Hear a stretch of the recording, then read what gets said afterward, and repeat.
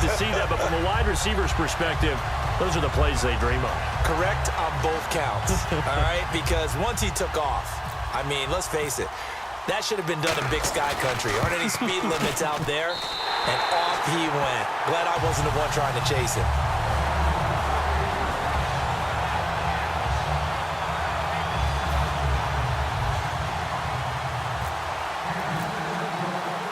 Now, after the touchdown, here's Santos to kick this one away.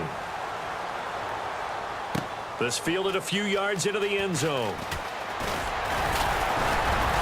And last year, that would have been a net gain of 5 on the return. This year, he stopped where he would have been if he had taken a knee, and that's at the 25. And now Indianapolis set to take the field. And that recipe on their last drive that resulted in a touchdown looked pretty good, so they'll be hoping to do that once more. And it takes me back to when we sat with the offensive coordinator and the head coach. They felt pretty good about their game plan and thought there were some holes in the defense, and they exploited them the last time out. Let's see if they can come back and put together a similar drive. And we'll see if they can do just that. That throw good for 4.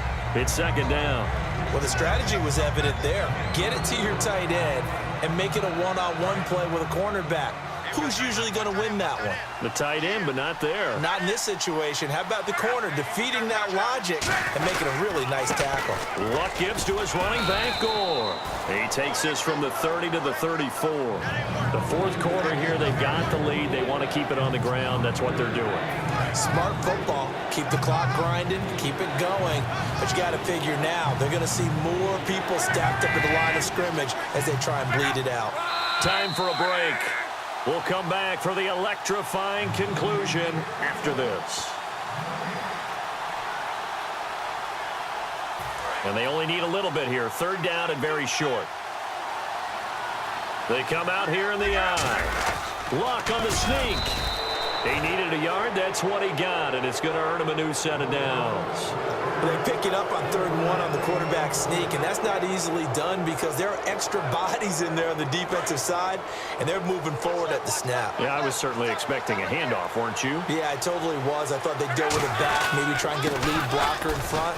But as you talk about in different games. Now here's a defensive timeout called by the Chiefs.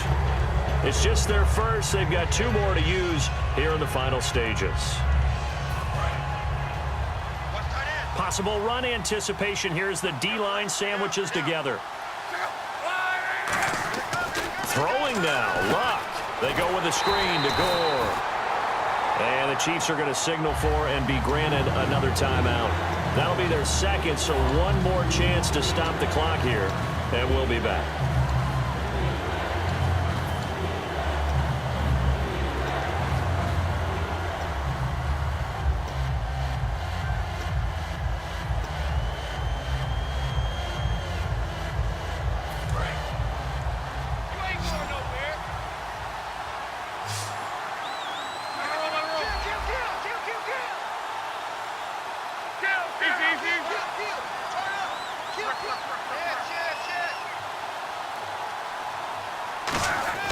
Luck.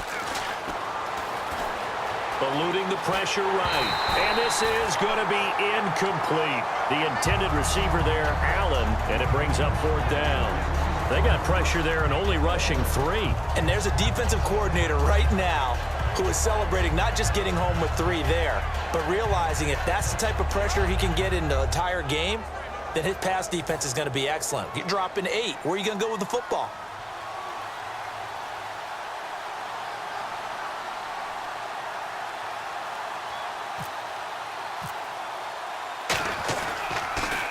He gets us away. It's a good one. Drawing toward the sidelines. And out of bounds, sailed over, looked like right near the pylon. This one's going to be perfect. Directional kicking at its finest, right down at the 1-yard line. And now here comes Kansas City. They're down here in a 1-score game. But the time, it's a factor, but it's not a huge factor right now, is it? It's really not, because this amount of time gives them a chance to run their offense, to go through play sequences.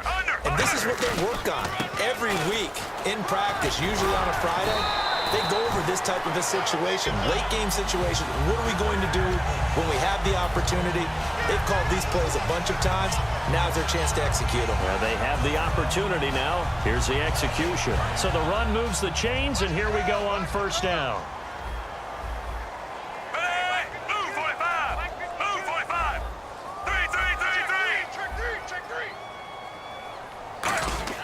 Back to throw. Caught here by Conley. And he's going to get this one across the 30-yard line. Now whistles come in. We're going to get a timeout here by the offense. It'll be their third and final timeout, so as they talk things over, we'll step aside. Now the offense lining up 1st and 10.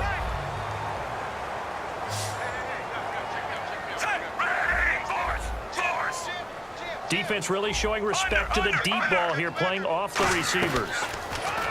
They'll look to throw. And Conley's got it over the middle.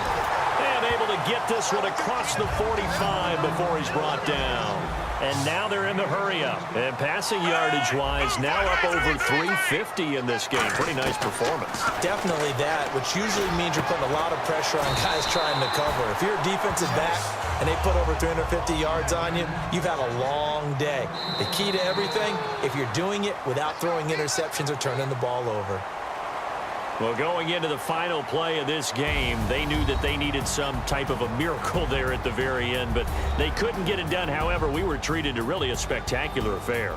Even though they didn't finish it off, you're exactly right. They took us down to the last play. We're still, you're wondering, could it happen? Possibly, even though we both knew it was a long shot.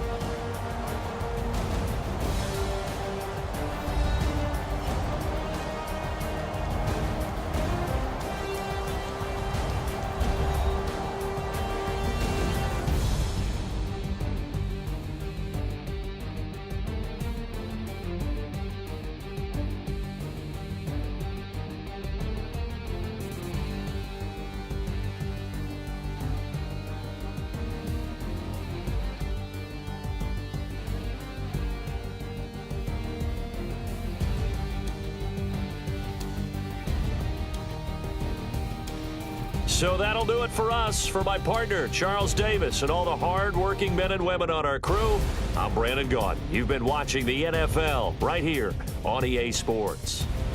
With that, we say so long from Kansas City. Let's hit the post-game tailgates and grab some of that barbecue. Yeah, BBQ.